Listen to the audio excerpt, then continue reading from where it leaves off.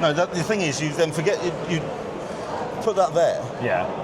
We just have a conversation. Right. And about 2 or 3 minutes in, you forget it's there. Yeah. And you tell me everything. And you let your guard down. And next thing you know, you're telling me you're sort of like the proclivities you got up to last night, and and the fact that this is gin and not water. And I'm going to dump the body in Epping Forest. I'm finally ready to... Those prostitutes won't bury themselves. Look, it's just the way it works. Okay. Right. Hitchhikers, mate. Come on. It's a family show. Not on my side, it ain't. This is London Film Comic Con. This is day 2. Damn sight quieter. Considering that yesterday was bedlam. What was it like up here? What was it like for you? It's good. I mean, we tend to... Obviously, the film and TV tends to sort of predominate at a show like this. But I think the good thing about shows like this is when you do get kind of fans up here, they're really committed and they want to come and they want to talk to you about comics, and you have a bit of time to actually kind of have a bit of a proper conversation. Sure. And just share the passion and share the craft. And I do love these shows on that sort of basis. I mean, I really liked last year because it was down in the middle. It was it put a real focus on comics. And it was I wasn't here last year, but it was really interesting because it was nice big aisles, people could move around, and it was about right in front and centre comics. Yeah. But that is, of course, when you had multiple rooms and you have the space to play with. And I understand back up here in the balcony, up here doing comics, I understand it. But, like you say, dedicated fans that do make their way upstairs, and at least you get some people who really want to have a chat with you. People are here because they want to be here, and Tony Lee has also put together a really good guest list in terms of people to talk to when it comes to networking. You've just introduced me to a fantastic talent that you've discovered. Do you get the chance to kind of wander around and meet people, certainly at shows like London Film Comic? To be honest, it's one of the reasons why I like to do it. I mean, it's the sort of classic thought bubble thing as well. Yeah. Less so. I think less so. More so at shows like Thought Bubble. But I mean, the running joke is that people spend money at Thought Bubble, but all you're really doing is swapping comics. So someone gives you some money for a comic, and then you go and spend that money by buying someone else's comic, and all you're really doing, you might as well just get rid of money. That hit home. You're just swapping comics, really. But that's where people find their collaborators. That's where people find people who commission them to do gigs. But I also think at shows like this.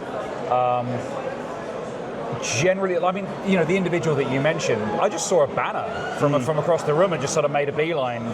I mean, I don't know if anything will come of it, but it's always, I love that kind of thrill of discovery, and it's the thing that you can replicate it to an extent on like Instagram, DeviantArt, but there's nothing more visceral than just sort of picking up a book that someone's produced on their own dime, with their own sweat, and just seeing kind of what they're capable of in your hands. Sure. There's no substitute for that. Fair enough. Last time I saw you was Thought Bubble in November. You and I had a really interesting conversation about All Against All, which is, for me, amongst other titles, I believe this to be your Meisterwerk. I think this is a truly amazing piece of work. But also at that point, things were really kind of working for DC for yourself, and you were really kind of getting on those pages as well. I've been a little bit distracted over the last year or so. I think my personal life has been a little bit so there's things I've missed. But let's talk about DC and how that's gone, and how how the relationship's gone with with DC Comics as a whole, with the characters. How have you found it, and how's your own voice worked on those pages? I mean, it's worked to the extent. I mean, I've had it's been a thank you. Thanks to the kind of largesse and the sort of extreme generosity of Simon Spurrier. I've been fortunate enough to be the guy that they turn to when they need Flash stuff, basically. So Si's obviously been doing a beautiful job on the core Flash title. But when they've needed kind of annuals or backups. Little minis to sort of contextualize stuff, I've been sort of backing Simon up a little bit. I hope, Has it been a case of kind of, like you say, backing Simon up? Has it been a case of following his tone, or has there been the opportunity to really kind of like have your own flavour? Very much my own flavour, and I don't think, to be honest, Simon would have any. Simon is such a kind of inimitable voice. I couldn't do him if I tried. His stuff is so lyrical. Yep. And just fizzing with ideas. I couldn't replicate that if I tried. I can only do me. Luckily, I think me is okay. So I did with Simon's Ascent, I did the Task Force 7 crossover that was last year. I got to do a kind of Barry Allen one shot that was very, I tried to sort of go for the jugular sort of emotions wise. And I got a really nice email from Mark Wade after it, just saying, I just wanted you to know, I'm very much looking forward to sort of more work from you at DC, and I think you did a spectacular job. And I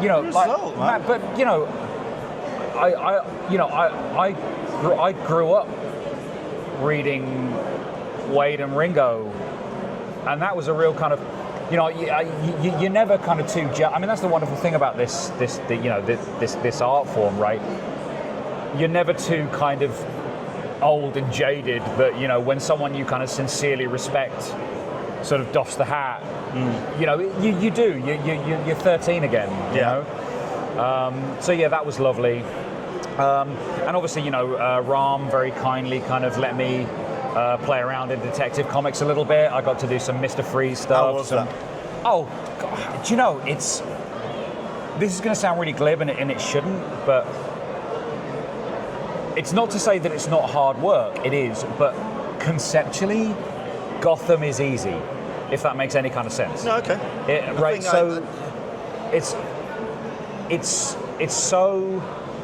so when you're asked to produce a Batman story, you're really being asked to produce a Gotham story. Yeah. And then all you have to do really is just think, well, what kind of things would happen in a city?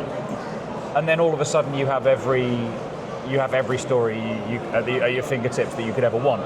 Because if you're stuck for a Batman story, you kind of go, well, I wonder what a hot dog vendor's life is like. I wonder what hot dog vendor's life is like in Gotham. Or, I wonder what I wonder what Man-Bat's up to. And you've instantly got a story.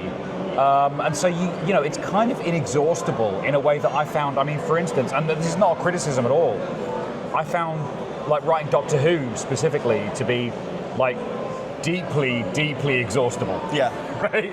Because it's such an idea-hungry beast. Almost too much as well, because with Doctor Who, you can literally have almost like a blank palette to go in any kind of way that you want. But with Gotham, it gives you a focus. It's a character for you to kind of like mould around. The city is the character. Sure. Yeah. Like I say, my personal life has been a tad distracting over the last couple of years. I have now got my bandwidth back in to doing comics and talking to people and talking to lovely people like yourself. What the hell's this? Talk to me about Cult of the Lamb, please. Okay, so... Go on. Cult of the Lamb is a roguelike open world game. I didn't know what roguelike was. Okay. But apparently it's quite popular with the kids, with the young folk. The young persons enjoy them very much, and it's wonderful. It's a game. It's available on Steam. It's a huge game. Which explains all of the branding at the bottom of the page. Yeah. Made by a company called Devolver, and Massive Monster. And the conceit of the game is that a lamb, the last lamb in the world, has been ritually sacrificed by the bishops of the old faith. Okay. And there is an elder being, a sort of Lovecraftian elder being in the underworld, who basically resurrects the lamb with instructions to start a cult in their name and slaughter the bishops of the old faith. Okay.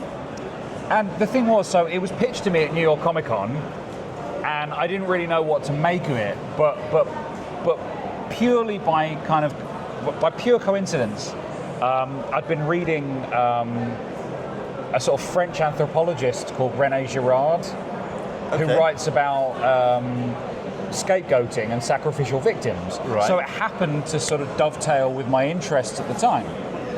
So I thought, okay, I've got a way into this.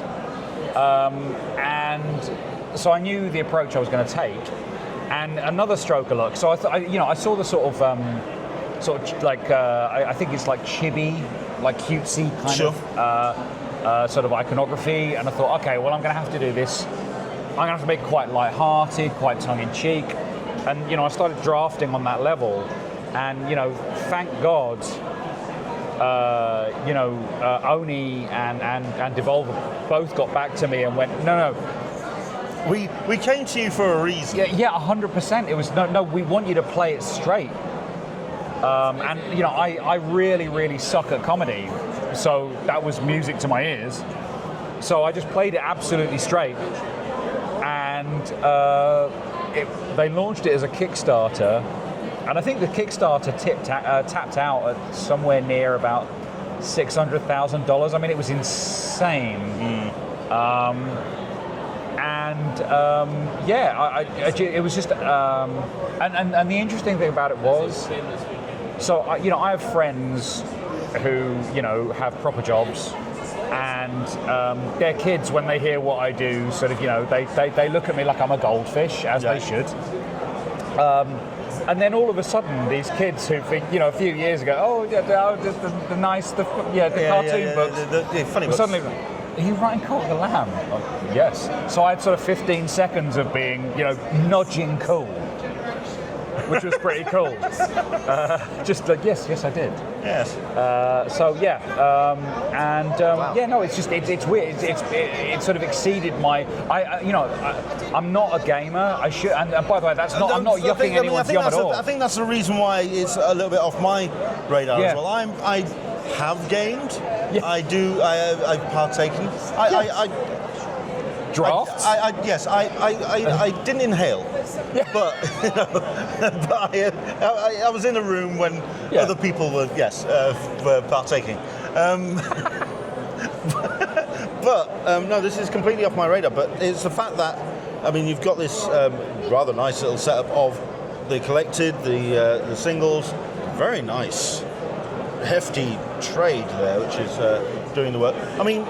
It's like I say, but spot gloss is for closers. Is that what it is? Yeah. Thank you for that little Kickstarter tip there for you. So, what was your? Apart from the writing, then, what was your involvement? Was it a case of did you go all in with the help of the Kickstarter? Or was it a case of, here's my work, do as you will? What was? How much investment did you have in this? Luckily, because there's work for hire, and then there's things that you are clearly personally well, this is it, because as you know, I have the promotional acumen of a wet wipe, so that was all handled kind of in house. Fair enough. Right? So there was sort of Oni's marketing kind of team running really hot on that, and I was occasionally sort of asked to provide assets, do interviews, all that kind of thing. Mm-hmm. So I got the easy part of it, and they were just kind of running this. And basically, we had sort of social media marching orders. Yeah. So I had mine, and it was at this hour, kind of put out this sort of promotive thing over in between tweets about the decline of the NHS. So yes, that tonal shift of your timeline. Bit of whiplash. Free healthcare for all. Buy my book. So there's a bit of that. I really wasn't asked to do all that much. Fair enough. I just got to reap the rewards. Fair enough. But also, the artist Troy Little, who runs his own publishing company. I got to hang out with him a bit in New York. Okay, you keep talking. And he is. I've talked to Len about this before, sort of off camera, but the way I write is it's very kind of textual. Like I don't have a particularly visual imagination. So I study a lot of comic art to try and sort of compensate. But with Troy, and I've had this experience a few times. I had it with Casper, notably, but where it's a complete trust fall, and whatever you get back so far exceeds your expectations that just for a split second you can convince yourself that you can actually do the job. You know what I mean? Oh, maybe I'm okay I at can this. do this. And of course, it's nothing to do with you. This is just someone taking your words and sort of spinning them into gold. Yeah. But yeah, Troy is just extraordinary. Just as much. His work is obviously, it's abstracted to the point where it's, they are the most basic cartoonish forms you can imagine. But the dynamism and the composition is just so fluid and beautiful. Oh yeah, I can't speak highly enough of Troy Little. Fair enough. And this is where I am seeing, and we are, at the end of the day, this is a Comic-Con where fans are coming up. I'm going to ask one question and then it's all yours. Yeah. Okay. And which is, what's next? What's drawing the attention of Alex Paknadel going forward? What are you up to? I got a Marvel thing coming down the pike. Nice. That's a bucket list thing. Nice. Okay. So that's good. Captain Bucket List, popular character. Captain Bucket List. I've got a creator-owned thing. That's another bucket list thing. Good. What's the timeline on that? Because look, I'm all about the creator-owned, especially with you. Timeline, ballpark? Probably next year. Okay. We've been speaking to Tony Lee, probably self-published, making all the money, buy all the mansions. I mean, I'm partial to hobnobs. Ain't we all? Aren't we all? Explaining hobnobs to Americans is a thing. When they learn, when they bite into one, it becomes a religious experience. Yeah. Come from Buckingham Palace, stay for the hobnobs. That actually belongs on a t-shirt. Yeah. But okay, it sounds like you've got your plate full. Sounds like you've got stuff coming down the line, which is always great. And Alex, it's been a pleasure talking to you. You too, man. Oh, we're doing hugs. Good to see you, dude. Thanks for stopping by. You too.